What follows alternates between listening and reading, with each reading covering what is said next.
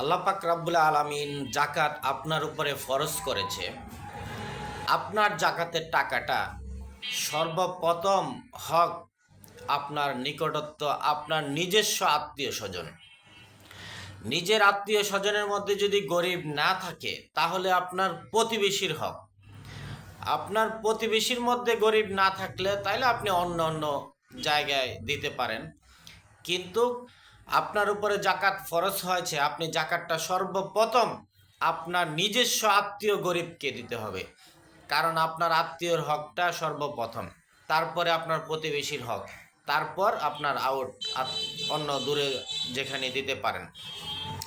জাকাত যখন আপনার উপরে আল্লাহ ফরজ করেছে, অনেক কোটিপতি আছে যারা অনেক টাকা, যাদের উপরে 10 লাখ 20 লাখ এরকম জাকাত আসছে, তারা এমনভাবে জাকাতটা দিবেন, 10 লাখ টাকা জাকাত আসলে আপনার 10জন আত্মীয়কে দিয়ে দিবেন, সে যেন আপনার কাছে আর কোনোদিন হাত পাততে না হয়, সে যেন 1 লাখ টাকা নিয়ে একটা কিছু করতে পারে, ব্যবসা করতে পারে বা জমির কাজ করতে পারে। এইভাবে মানুষকে একটা কর্ম করার মতো পরিবেশ করে দিবেন। আর একটা শাড়ি দিয়ে, একটা লুঙ্গি দিয়ে এটা কোনো লাভ নেই।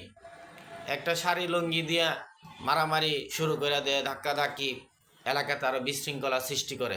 জাকাতটা এমনভাবে দিবেন যে জাকাতের টাকাটা পেয়ে কেউ কিছু করতে পারে, আর যেন আপনার কাছে কোনোদিন হাত পাততে না হয়। আল্লাহ আমাদেরকে সঠিক বুঝ দান করুক, আমিন।